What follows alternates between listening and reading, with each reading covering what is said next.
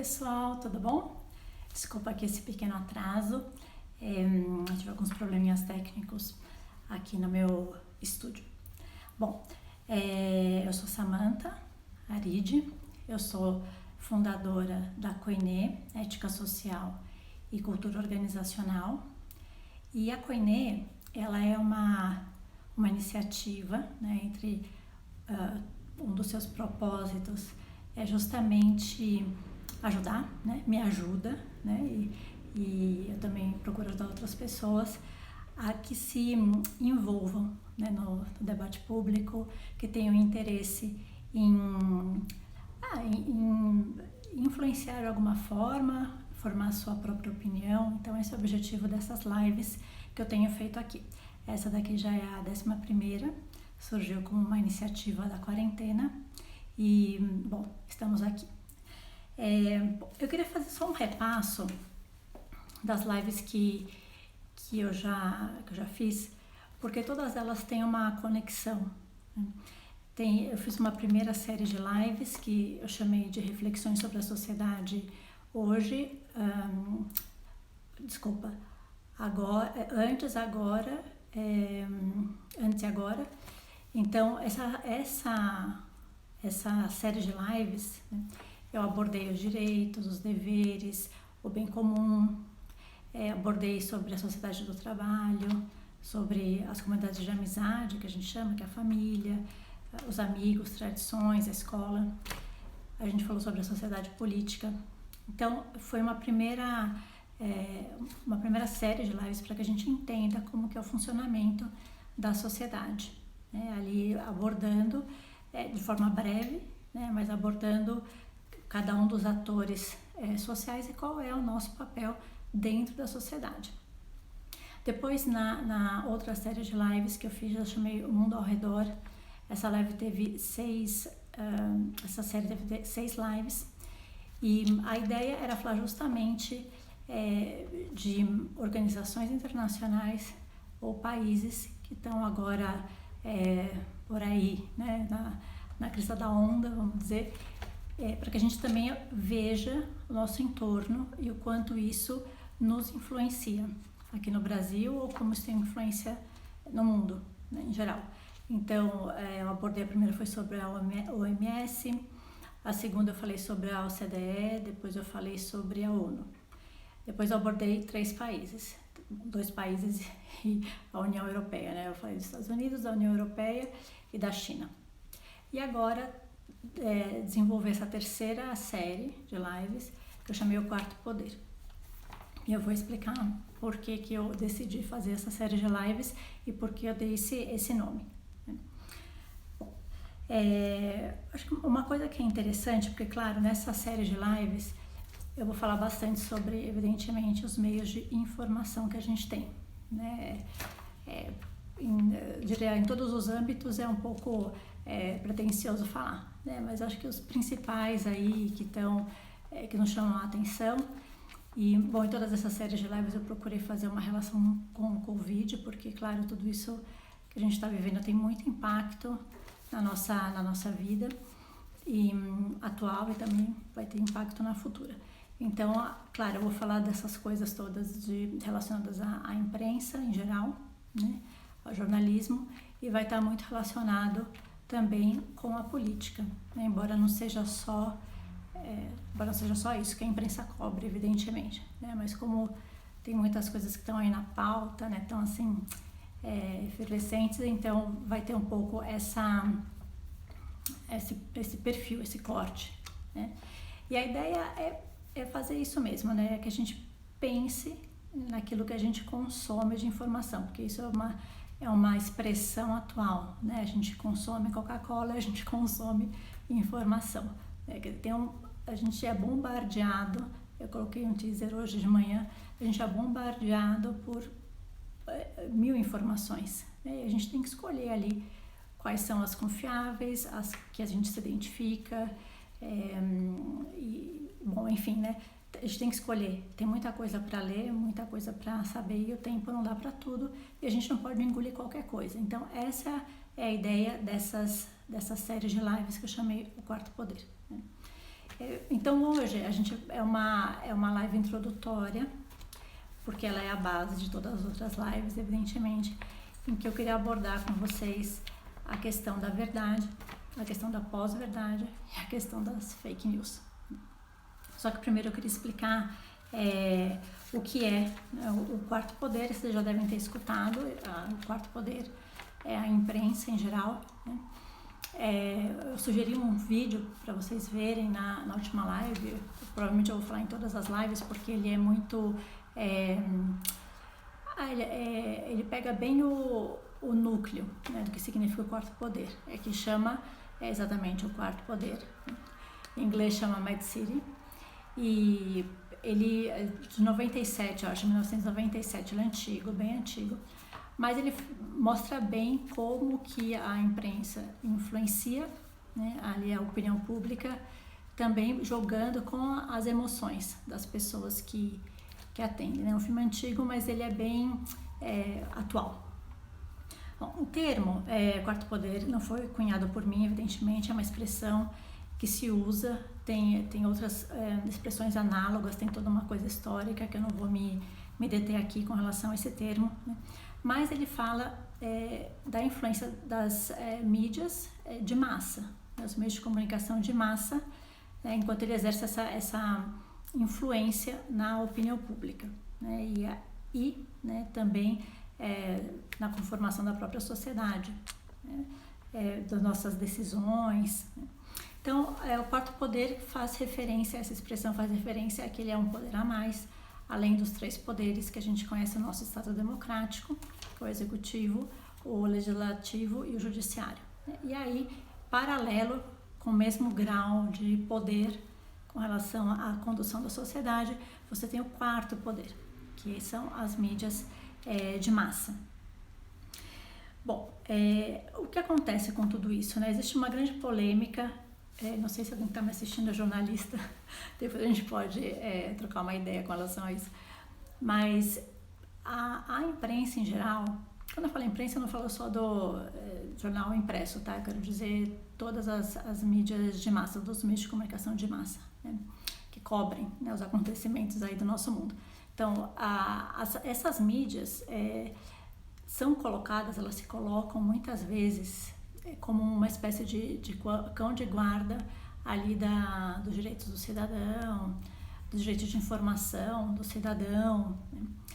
Mas é verdade também que, às vezes, a gente percebe uma certa cobertura jornalística tendenciosa, né? Quer dizer, essa influência, essa grande capacidade de influenciar, né, os rumos da sociedade enquanto decisões, seja dos cidadãos, seja até de algum poder, né, um dos três poderes, a gente vê isso, né? Então isso também é bastante questionável. Agora, claro, a gente vê que as mídias em geral, elas influenciam bastante nosso estilo de vida, né? Por exemplo, na minha faculdade, né, era as classes eram formadas por ordem alfabética, né? Eu fiz a SPM e eu sou Samantha, né? Eu era a última, né? A quinta sala, e tinha a letra V dentro da minha sala. Tinham 5 Vanessas, né? Todas com a mesma idade, né? A piada era sempre assim, devia ter na época que a pessoa nasceu uma novela que tinha lá uma personagem que chamava Vanessa, e que aí as mães colocaram todo o nome de Vanessa nas filhas, né? Então isso não é uma bobagem, né? Acontece, né? Acontece. Então tem, fora isso, né, de nome, mas tem condutas que são propostas para nós, roupas, né? Quer dizer, influencia bastante o estilo de vida. Também as propagandas também mostram para nós um estilo de vida que, sei lá, que aparentemente traz, né, uma incrível felicidade ou uma liberdade incrível, né? Nos apresentam assim um mundo dos sonhos e nos influencia mesmo, né? O socialmente correto que a gente fala, né, também é uma influência, né? Maneiras de falar que são erradas segundo algumas pessoas, né? Isso acaba virando, né, o politicamente correto. né, o trabalho do momento, né?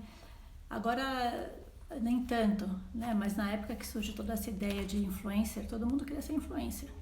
E tinha gente que para ser influencer perdeu a saúde mental, né? Porque não é muito, não é simples isso, mas é uma moda, youtuber, influencer, blogueiro, né? Tudo isso são trabalhos do momento que muita gente quer se meter, né? Claro, tem a questão do glamour e tem outras questões também, não é só isso, mas nos influencia, né? A projeção que a mídia dá para determinados assuntos e determinados estilos de vida nos influencia, sem dúvida nenhuma, né? A gente não pode ser ingênuo. E tem toda a questão política, todos os acontecimentos políticos, não só do nosso país, mas de qualquer país, qualquer estado democrático, tem esse perigo, né? Perigo aí também, eu não vou falar que é só... a mídia não é só agente do mal, ela também é agente do bem, né? Só que algumas vezes existem um conflito de interesses dentro das próprias corporações de mídia, né? De meio de comunicação. Então, por exemplo, né, o impeachment da Dilma. O que se fala de um impeachment? Né? Já comentei isso aqui em outra live. Porque para ser aprovado um impeachment no Congresso, na Câmara, você tem que ter 3 coisas. Você tem que ter uma matéria que de fato pode levar ao impeachment, né? Depois você tem que ter ali a maioria, né, no Congresso, e você tem que ter a vontade do povo. Se falta a vontade do povo, esse processo não vai para frente, né? A maior parte das pessoas tem que ser contra.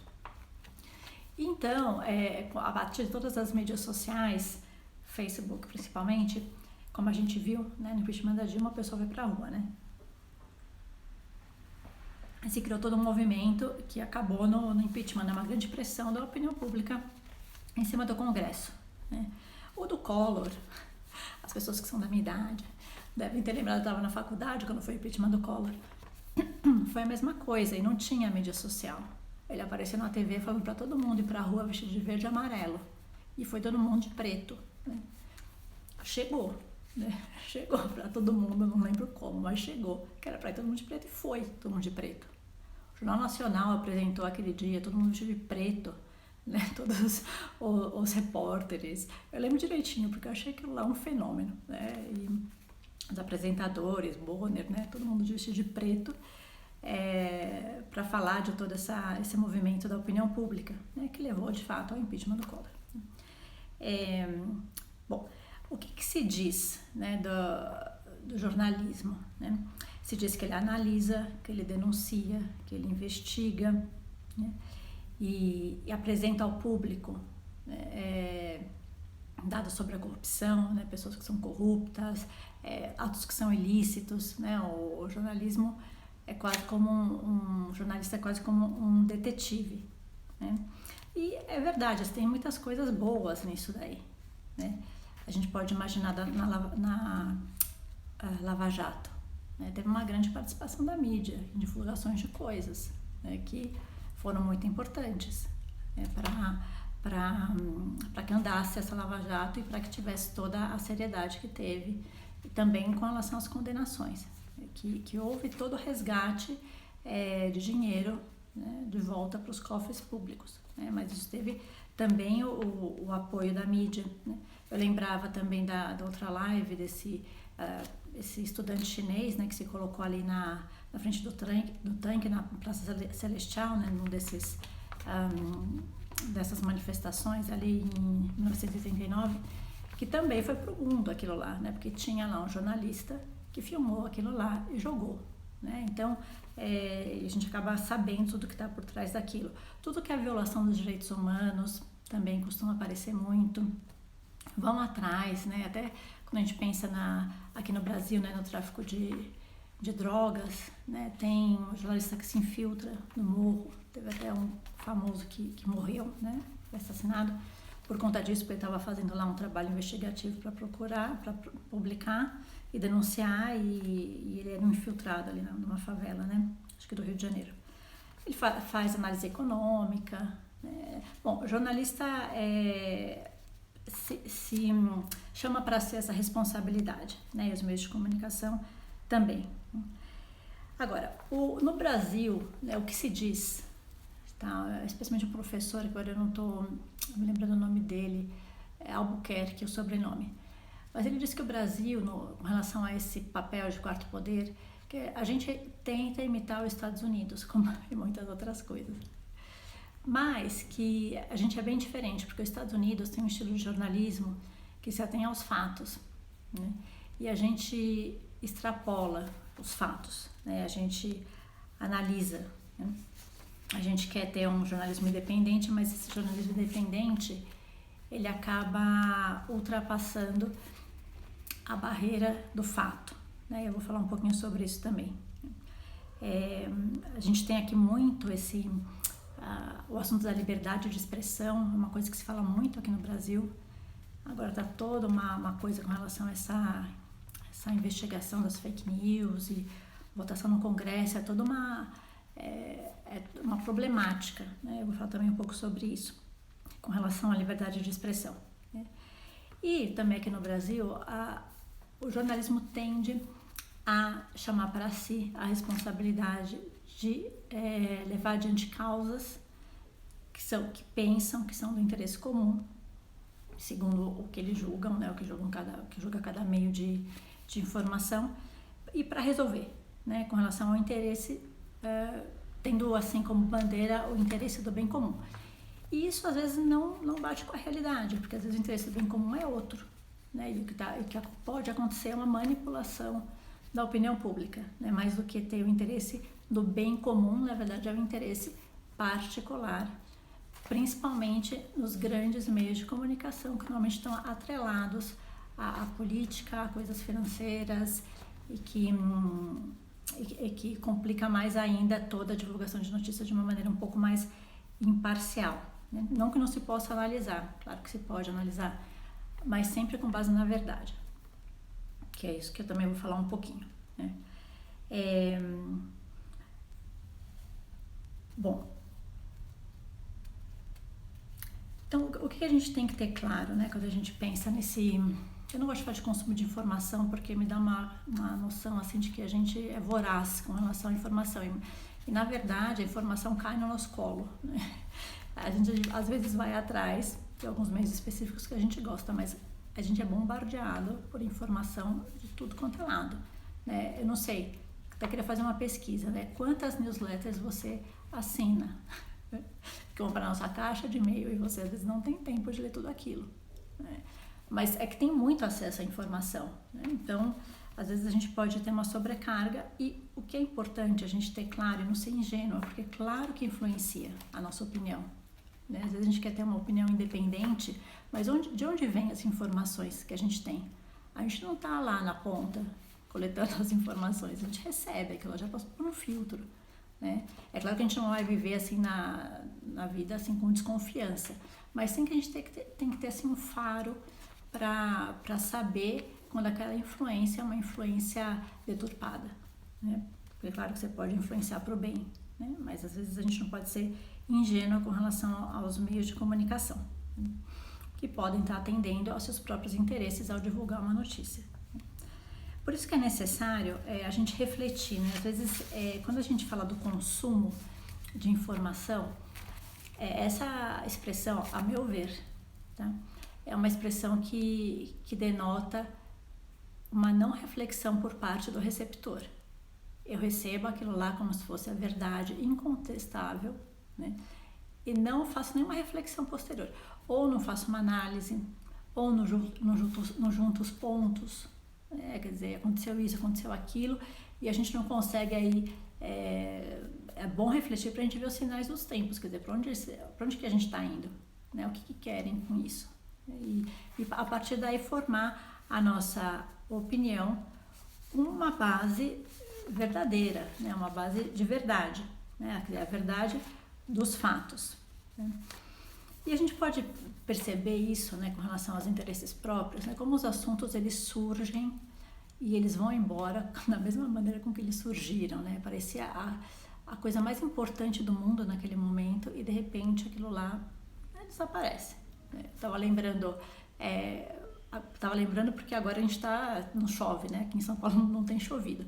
Mas faz alguns anos, não sei, uns 4 anos, aconteceu uma situação como essa, né? Que não chovia, não chovia, não chovia.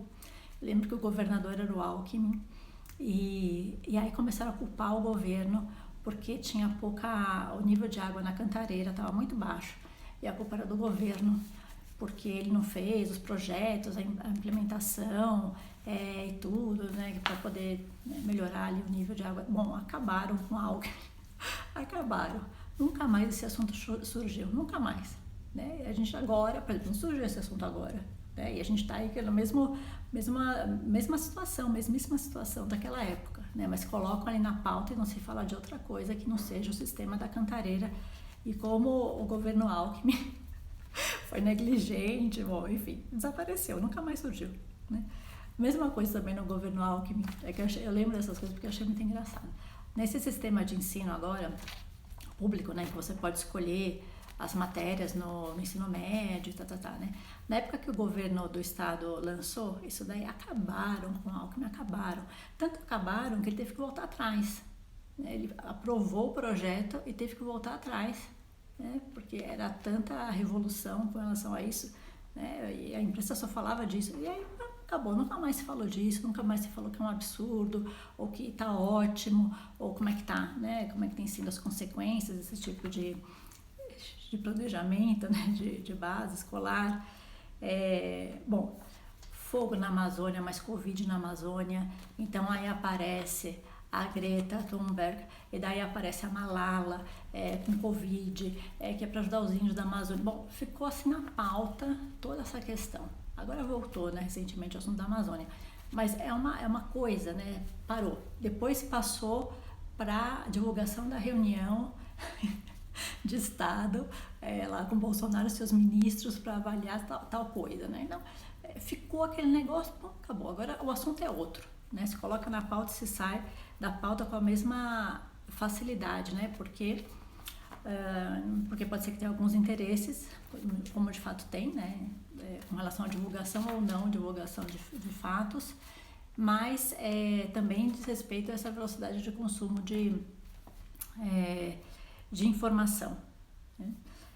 Bom, agora o que a gente tem na pauta é toda a questão das fake news, por isso que eu queria falar hoje um pouco disso, embora vá aparecer em outros momentos nas próximas lives, mas eu queria também explicar um pouco desse conceito e falar brevemente desse inquérito no STF.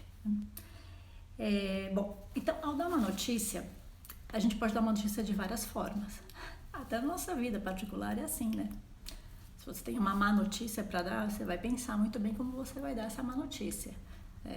De acordo com quem recebe, do seu relacionamento com essa pessoa, ou de uma reação que você quer que ela tenha. Né? Então, você pode dar notícias de várias formas.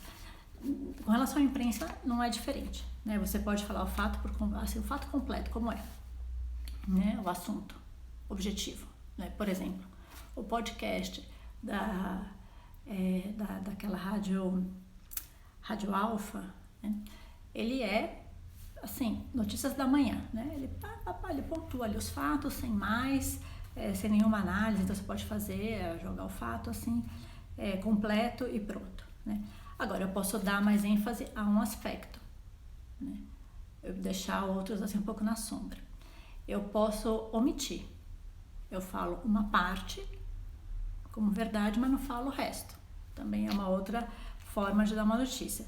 Posso recorrer a emoções para manipular. Né? Então, a manipulação normalmente vem tanto pela desinformação como pela manipulação de emoções. Então, também é uma forma. Né? Eu falo parte da notícia, eu mexo com as emoções que eu quero suscitar ali, né, nas pessoas que estão me assistindo. E aí eu dou essa notícia mas de uma maneira já bastante tendenciosa. Né? Ou eu posso mentir, eu minto, né? Eu não falo a verdade, simplesmente. E eu queria lembrar aqui mais uma vez sobre o assunto dos números, eu sempre falo isso. A gente tem que tomar muito cuidado, né? Porque a gente vive numa sociedade utilitarista, o que a gente quer é número. Né? Então, os números, de repente, as estatísticas falaram, é o que é. A gente nem discute a veracidade, porque a gente tem essa ideia, né, nessa cabeça moderna de que a ciência né, vem pelos números e, portanto, ela é incontestável, né, como assim, a evidência vem pelos números. E os números também são manipuláveis. Pesquisas, né, pesquisas com relação a intenções, pesquisa com relação a X% da população é a favor, é contra, quer dizer, de onde que tirar esse número? Né? Isso é bom também que a gente também tenha um espírito investigativo com relação ao que a gente consome. Depois também é bom a gente ter em conta qual é a linha editorial dos grandes meios de comunicação. Né? Isso também é interessante a gente saber. Alguns são amplamente abertos e confessionais com relação a isso, eles assumem que eles são realmente daquela linha editorial política, né? Outros não tanto. Né? Então a gente tem que saber porque, claro, as notícias vão passar por esse filtro da linha editorial daquele jornal. Né? Então isso é importante também a gente ter em conta, e eu vou falar um pouco disso nas próximas lives, de acordo com os meios de comunicação que eu for abordando. Né? Então a próxima live, por exemplo, eu vou falar sobre a televisão. Eu peguei 2 emissoras, eu peguei a Globo, peguei a Record. Depois eu vou falar sobre a mídia impressa, vou falar do Estadão, vou falar da Folha, eu vou falar da jornalismo independente. Vou falar das mídias sociais, dos games, Hollywood, Netflix. Então, através de cada uma dessas abordagens, eu vou falando um pouquinho qual é a linha que está por trás, do que dá para perceber ou do que eles amplamente falam, evidentemente. Bom, então vamos abordar o primeiro aspecto da live de hoje, que é sobre a verdade. A verdade é um conceito espinhoso, né? Eu lembro, não sei se ele está me assistindo aqui, mas o Walter, que é do meu grupo de discussão ali, de estudo do Instituto Ives Gandra Martins, de Filosofia, Direito e Economia, ele um dia chegou e falou assim: nossa, a minha professora hoje estudou, não sei se ele continua ainda, se já se formou, mas ele faz direito. Né? A professora tinha chegado na aula, a primeira frase que ela falou foi assim: a verdade não existe. Você imagina, né?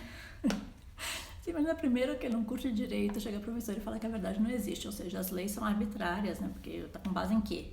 Né? De fato é um positivismo, ou é o que a maioria pensa, né? Mas assim, raiz não tem, né? O que não é muito bom, né? Depois que a frase é uma frase viciada, porque como é que pode a professora chegar e falar que a verdade não existe? Então, quer dizer que o que ela está falando também não é verdade, porque não existe. Então, ela está falando uma coisa de uma forma taxativa, mas como a verdade não existe, então o que ela está falando também pode não ser verdade. Quer dizer, é uma contradição em termos assim absurda, né? Vinda de uma pessoa ilustrada, né? Uma pessoa que dá uma aula de, né? Uma matéria de direito, numa faculdade, né? Não é qualquer Zé, pai, né? Então, isso que a verdade não existe, eu diria assim: me prove que a verdade não existe. Vai ficar difícil, né? Vai ficar muito difícil, né? Então, sim, a verdade, ela existe. Não dá para falar que não existe, né? Ela existe. Agora, você tem, se você for pegar no dicionário puro e duro, né? O que vai estar falando ali, né, sobre a verdade? Então, a verdade é a propriedade de estar conforme os fatos ou a realidade, né? Então, fatos são fatos, né? Contra fatos não há argumentos, né? A gente fala. Então, o fato é um fato, aconteceu aquilo e pronto, eu não tenho que discutir, né? Foi o que aconteceu, é uma verdade, aquilo lá realmente aconteceu, né? Essa é uma visão realista da verdade, é uma visão, vamos dizer, latina, né, da verdade, veritas, né?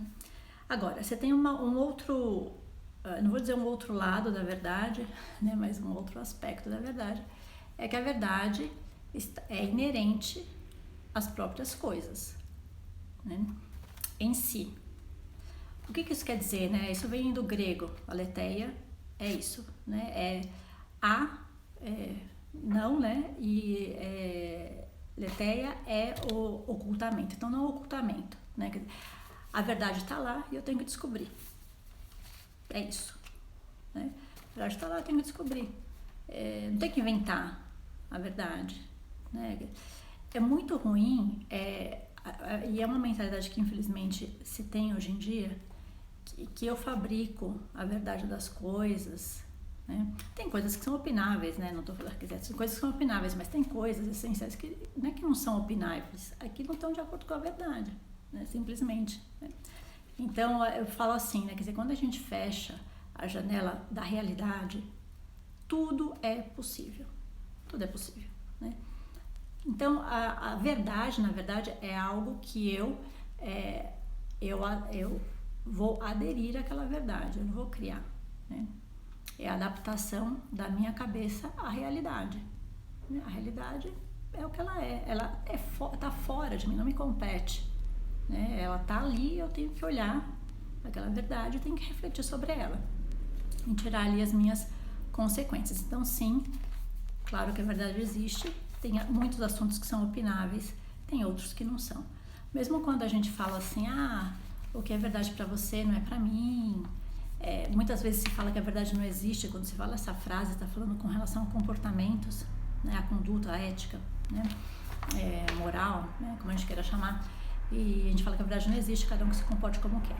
Agora, isso não é verdade, porque vamos ver, a gente já tem bastante exemplo, né, bastante vivência, experiência de vida de ser humano, né, vamos dizer assim, né, milênios de ser humano nos dizem o que nos leva à vida boa, à felicidade, à vida que vale a pena ser vivida, e o que nos afasta daquilo. Então, claro que existe uma verdade sobre o ser humano, sobre quem é o ser humano e sobre o que ele está chamado a ser, né, a fazer, que é viver segundo a verdade. Agora, assim como a gente não se deu a vida, a gente também não se dá a verdade. As coisas estão aí e a gente tem que descobrir, né? Então, essa é a verdade, né?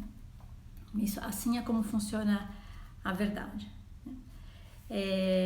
Então é necessário que a gente descubra essa verdade que já está lá, né? E quando a gente fecha essa janela da realidade, e eu quero pensar a realidade conforme, sei lá, minha cabeça, a minha educação, ou o que eu gosto, ou o que eu não gosto, né? Aí a coisa complica, porque realmente se eu posso criar a verdade, a gente vai estar no pandemônio, né? Claro, vamos estar desnorteado, né? Então, sim, a gente tem que pensar sobre isso, sabe? É uma discussão que as pessoas têm aversão, por isso que eu quis falar sobre isso aqui. Pode ser que eu seja criticada, não me importa, mas é algo que causa muita confusão, e agora a gente vê também com relação a informações o que se faz com a verdade, né? As manipulações com relação à verdade. Isso sempre vai ter impacto na sociedade, seja pela nossa conduta individual, né? A minha conduta, lembrem, quer dizer, uma sociedade virtuosa é feita por cidadãos virtuosos, né? Às vezes o que a gente vê aí, né, e que a gente tem a verdadeira repulsa de comportamento de algumas pessoas públicas, é uma falta de virtude, seja a honestidade, a transparência, o que a gente quiser, a lealdade, fidelidade, o que for, né? Mas são falta de virtudes, e aí a sociedade fica fraca, né? Então, a conduta do cidadão individual também é importante. E claro, também tem todo o papel da mídia, que é isso que a gente vai falar, e que também tem impacto na sociedade. Então, fechando, essa é o conceito de verdade, e sim, ela existe, e é bom que a gente saiba lidar com ela, porque às vezes a gente não gosta de pensar que ela existe, ou porque isso vai exigir de mim uma mudança de comportamento, ou porque me custa, né? Sabe quando a gente fala assim, essa pessoa precisa escutar umas verdades? E às vezes a gente não quer escutar, né? Então, às vezes a gente põe a verdade aí num canto e fala que ela não existe, né? Que nem assim o avestruz, né? Que põe a cara, mete a cara no chão, achando que, né, quando vem o perigo, achando que ninguém tá vendo, né? Criança também faz isso, né? Tampa o rosto, porque acha que ninguém tá vendo. Quando ele tampa o rosto, ele acha que ninguém tá vendo onde ele tá, né? Então, a gente não pode ser assim. E aí eu queria só sugerir, né, que se vocês puderem, né, assistam essa série que eu estou fazendo pelo IGTV e que também está no YouTube, que eu chamei Ética e Estética, porque eu abordo essas questões de uma maneira mais profunda, né? Não sobre a verdade diretamente, mas sobre quem é o ser humano e o impacto que a gente tem na sociedade, né? E a importância da ética das virtudes, né? Bom, então agora eu vou falar um pouco da pós-verdade. Então, a pós-verdade é um neologismo, né? Porque é engraçado, quer dizer, o que vem depois da verdade, né? Se não é verdade mesma, o que vem depois da verdade? É engraçado isso, mas a pós-verdade quer dizer o seguinte, né? É que na hora de você criar, né, ou modelar a opinião pública, né, os fatos objetivos têm menos influência.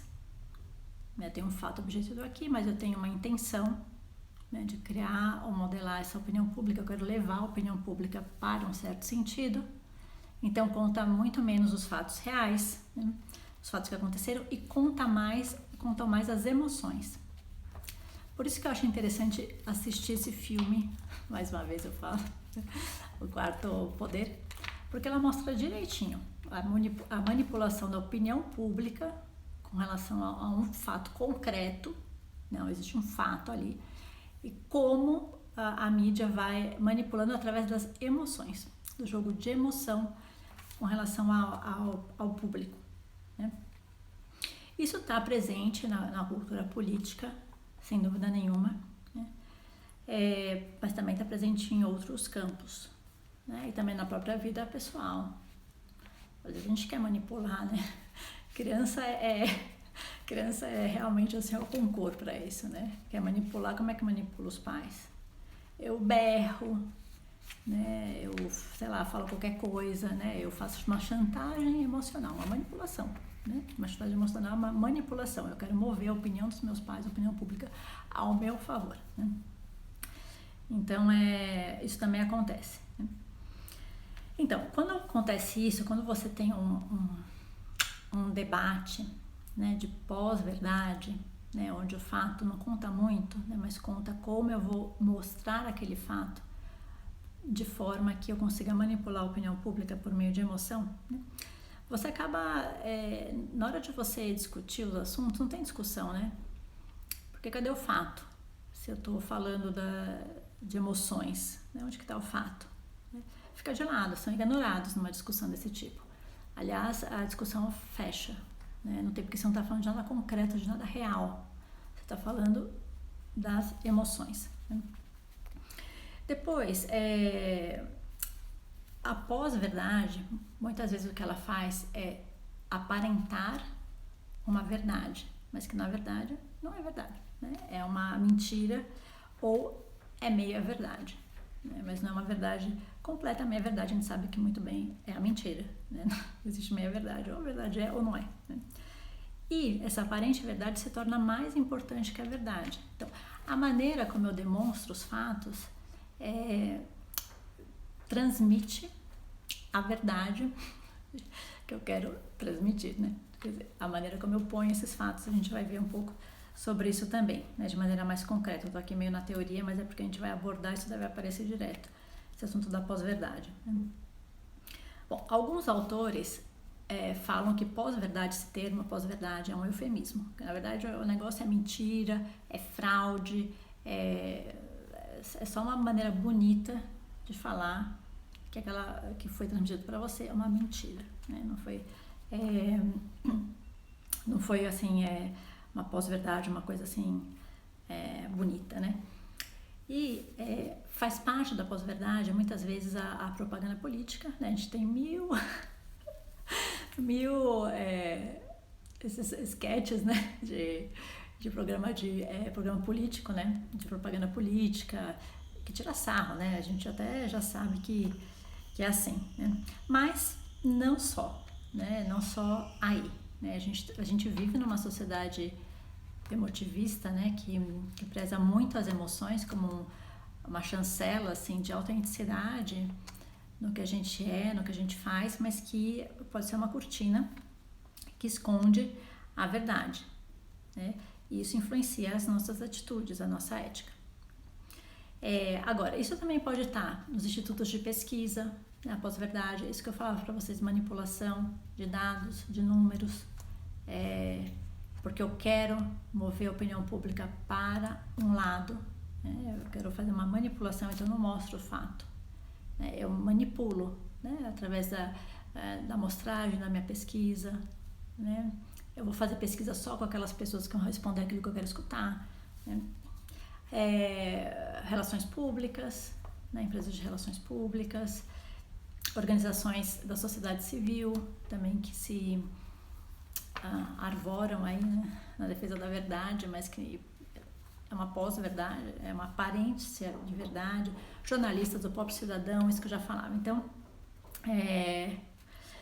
Nietzsche falava isso, né, que não há fatos, mas versões. E a gente, incrivelmente, está vivendo nessa era, infelizmente. Né? Bom, o Nietzsche, vocês sabem, morreu louco. Né? Porque a quantidade de coisas que ele pensava era para ficar louco. Mas se eu penso que na minha vida não tem fatos, mas só tem versões, como que a gente conduz a nossa vida? Se a verdade não existe, a verdade é manipulável, né? É complicado, porque a gente quer a verdade.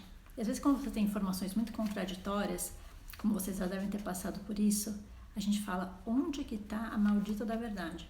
A gente se sente incomodado, né? A gente se sente ludibriado, enganado, trapaceado, tanto nas nossas relações sociais, como também com relação às informações que a gente recebe, seja da imprensa, seja dos políticos.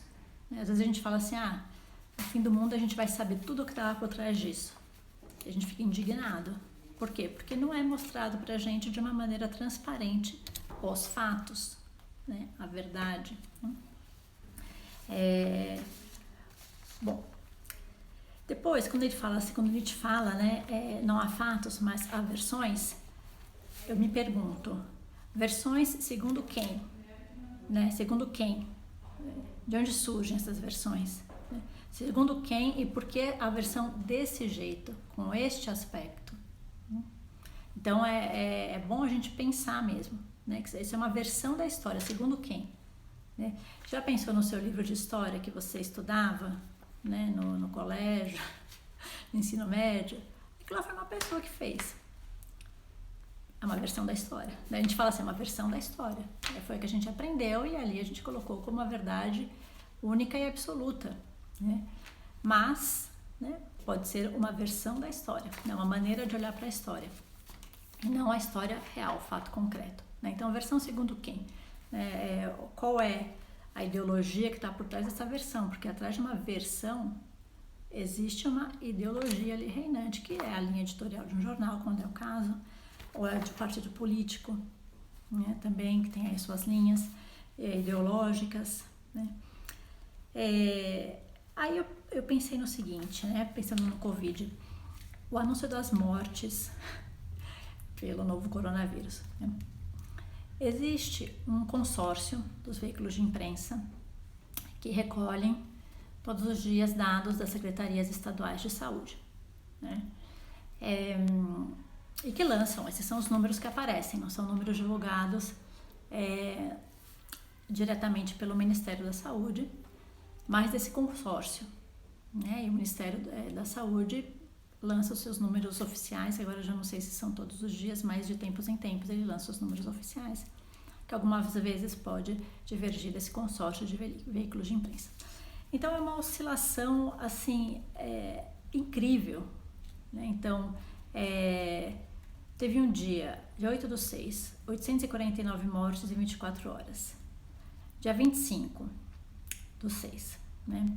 De ontem para de hoje, né? Hoje de manhã, de ontem para hoje, 1.185, né? Mas de domingo para segunda teve 600. Então, assim, de onde vem esses números? De onde vem esses números, né? Vem da Secretaria Estadual. Tá, como que é feito esse número? Como é que é coletado esse número? Né? A gente sabe que a gente tem uma grande dificuldade nesse país, mas grande dificuldade com relação a números. Né? Esses números são feitos assim. Hoje foi confirmado os óbitos de hoje e os óbitos todos de uma semana atrás. Né? Então, isso não interessa, porque não é que morreu em 24 horas 1.000 pessoas, na verdade morreu 500, as outras 500 morreram já faz uma semana, só que agora teve a comprovação. Então, de onde vêm esses números? É difícil a gente trabalhar e tomar decisões com base nessa oscilação toda. Né? Então, Que nem eu escutei um prefeito de uma cidade semana passada, eu acho, falando sobre essas coisas, se vai ter lockdown, né? Lockdown, o que ele acha, o que ele não acha, essas coisas, né? Abre e fecha. Ele falou assim, pois é, porque a gente está vendo, né, que as mortes, elas sobem e descem, mas a gente vê que sobem. Eu achei engraçado, gente. Sobem, descem, mas a gente vê que sobem. É difícil você fazer uma curva, uma linha nesse tipo de coletagem de dados, né? Mas cada vez que anunciam mortes em 24 horas é um terror, né? É um terror, a gente olha aquilo lá e fala, nossa, mas não tem nenhuma base séria, eu diria, né, de coletagem de dados, né? Não que as mortes não sejam sérias e reais e são sérias, mas a coletagem dos dados é um pouco para a gente ficar assim atento e entender como isso funciona, fora os rankings, né? Rankings, passamos, né? A gente está no ranking, né? A gente passou, outro dia vi essa informação, que a gente já ultrapassou a Rússia, mais a Índia, no número de casos. Eu falei, tá ótimo. A Rússia, a gente sabe que, como a China, né? Vai revelar todos os números? Não vai, né? Não vai, né?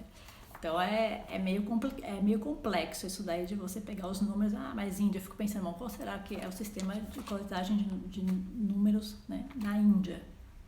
Porque realmente eu acho que deve ter muito mais dificuldade do que a gente aqui, né? É um país desorganizado, né?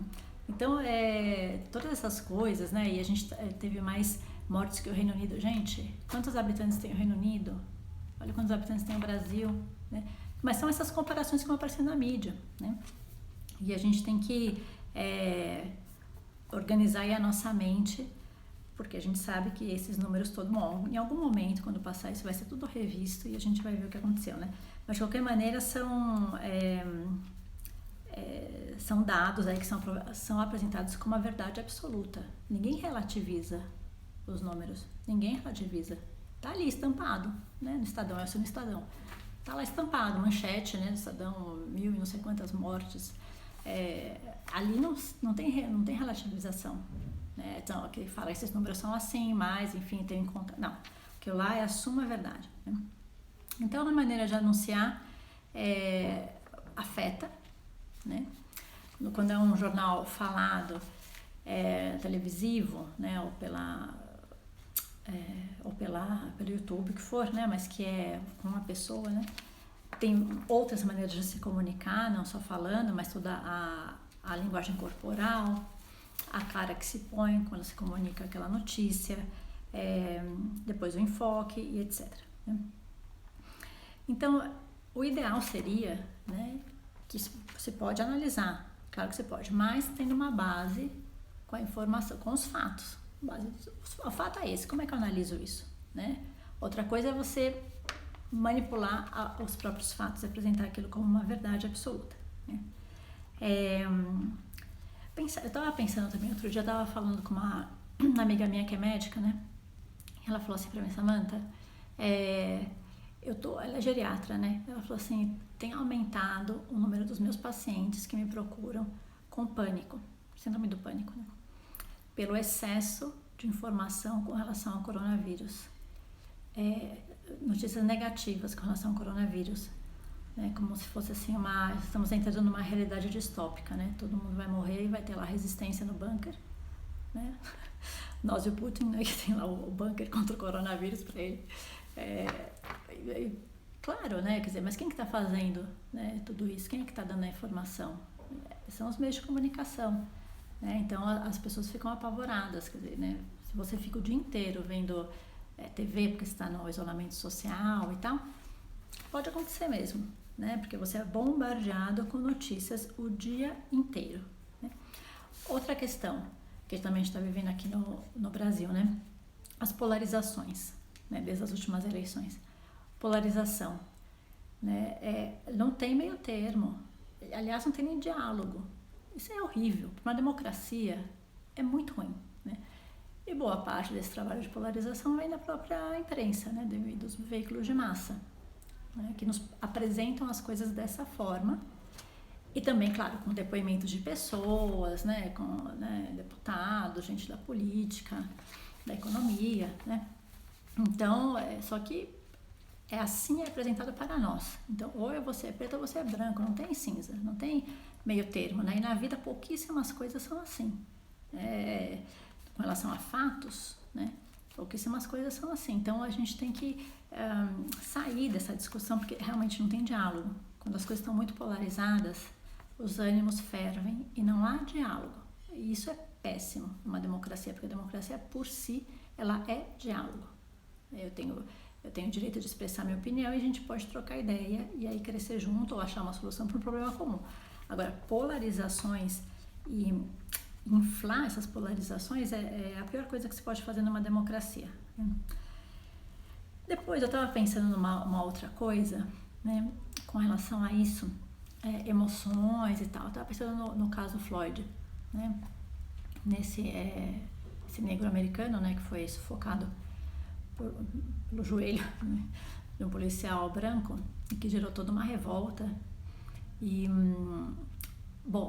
manifestações, né, evidentemente, porque é uma atrocidade o que foi feito com ele, e depois degenerou no quebra-quebra dentro dos próprios bairros negros, e depredação e saques, e virou uma baderna, e esses se denominavam antifas, né?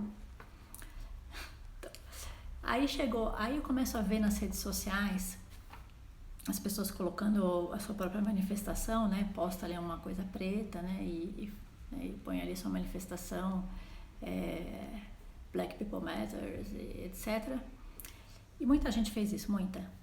E eu fiquei pensando, poxa vida, a gente tem sérios problemas aqui no Brasil, não só de racismo, acho que talvez não nesse extremo, mas com relação, por exemplo, a pessoas inocentes que morrem, né, em favelas, né, coisas que clamam aos céus, né, linchamento de pessoas, agora mesmo na pandemia, né, que a mulher lá, acho que foi em Araraquara, já não lembro, que a mulher estava na praça, chegou os policiais, intimaram a mulher, né, tinha que ficar em casa por causa do isolamento, mas estava sozinha numa praça, né. Bom, humilharam a mulher, levaram a mulher arrastada e a mulher ainda foi processada por abuso, por enfrentar a autoridade, é um absurdo, né? E não vi ninguém se manifestando. Então, mas o quê? Isso é como é posto para nós, né? É uma atrocidade, sem dúvida nenhuma, mas por que eu me manifesto com relação a um cara que está lá nos Estados Unidos e as coisas que eu tenho aqui que clamam aos céus, eu não me manifesto, né? Então, são coisas postas ali pela mídia, mexem, né, com os nossos ânimos, né? Então, a gente importa, como eu falei, muita coisa dos Estados Unidos e a gente tem que viver aqui a nossa própria realidade e se manifestar para que as coisas aqui no nosso país também mudem, né? E isso eu senti falta, para falar a verdade. E para terminar aqui, vou falar das fake news, né? As fake news, elas são uma forma de pós-verdade, né? Sem dúvida nenhuma. A fake news é a mentira falsa, né? Junk news também fala, né? Em inglês também é um outro nome, é lixo. Junk news é lixo mesmo, né? É mentira pura e dura, né? É mentira pura e dura, e é uma mentira com a intenção, ela é escrita, ela é publicada com a intenção de enganar, é feita deliberadamente, né? Desse jeito, você constrói a notícia, né? E muitas vezes é para você porque você tem interesse em ganhos financeiros, por exemplo, destruir a reputação de uma empresa, né? Publica umas notícias falsas. Às vezes me aproveito de um fato que até é real, mas crio ali uma notícia que é falsa para destruir uma empresa, para destruir uma pessoa, ou por interesses políticos, que é um assunto que está fervendo aqui no Brasil, né? Bom, as fake news também são propagadas por usuários comuns, né? Você, por mim, às vezes a fake news é a calúnia, né? Fake news é mentira, é calúnia, é difamação, é isso que a gente chama de fake news, né? Aquela coisa politicamente correta. Mas não é, é isso, é tão mesquinho quanto, né? Calúnia, isso mesmo, né? Não tem outro nome. Então agora, para terminar, né, a gente tem esse inquérito no STF sobre as fake news, né? Que assim, né, na minha opinião, eu não sou advogada, né, mas parece um pouco engraçado que o STF, né, ele seja a vítima, né, ele está sendo atacado, ele vai investigar isso e ele mesmo vai julgar. Me parece uma coisa um pouco viciada, mas enfim, né, tá lá. Só que acontece, né, na hora que teve a votação, votou, né, ganhou, vai pra frente, né, esse inquérito. Inclusive teve algumas ações também bastante questionáveis de busca e apreensão. Mas o fato é que durante a explicação do voto dos ministros, eu não sei se vocês escutaram, tiveram a oportunidade de escutar algum. Eu escutei a do Alexandre de Moraes, porque ele que foi, né, através de uma decisão monocrática, né, do STF, não foi sorteado, né, o relato desse inquérito caiu nas mãos, foi dado, né, por Alexandre de Moraes. E ele na explicação do voto dele, ele falou de tudo menos de fake news, né? Porque ele falou assim, não, ele falou de ameaças, que são sérias, tá? São ameaças sérias. Ameaça aos ministros, ameaça aos filhos dos ministros, ameaça de bomba, são coisas que tem que ser investigadas mesmo. Mas isso não é fake news, isso é uma ameaça. E isso, você tem dispositivo legal para investigar e punir. Então, tem um problema aí. Eles estão julgando uma coisa que não é fake news. Eles estão julgando uma coisa que é uma ameaça. Eles estão dando um status. Isso é muito perigoso, né? Porque dentro de fake news, às vezes você põe no saco também a liberdade de expressão. E isso a gente tem que ficar atento também, né? Porque a gente acha ótimo que saiam as fake news sem dúvida nenhuma. Tem que ir embora. Isso é desinformação, não serve pra nada, é lixo, é manipulação, é calúnia, é tudo, né? Mas dentro do pacote fake news vai uma mordaça, né? E a gente tem que ficar a mordaça do cidadão comum, para falar a verdade, né? Então, de repente, eu vou dar uma opinião e aí eu sou taxada, né, de uma infratora da lei porque eu falei uma fake news, é uma opinião. Eu não concordo com o status quo e pronto, entendeu? Agora, é meio complicado. E agora estão votando uma lei. Eu não sei no que deu, porque ia ser votado hoje e eu não escutei, né? No Senado, uma lei que cria dispositivos para acabar com as fake news. Agora, os dispositivos legais, eles são danosos, né, com relação à democracia e a liberdade de expressão, né?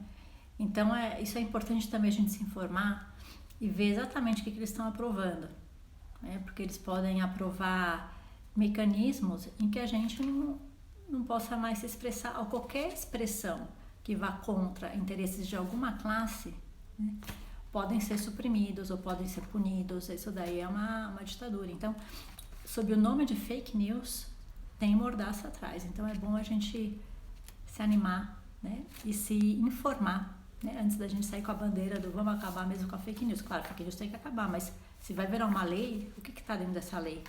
Né? Será que vão dar livre acesso a todas as minhas informações?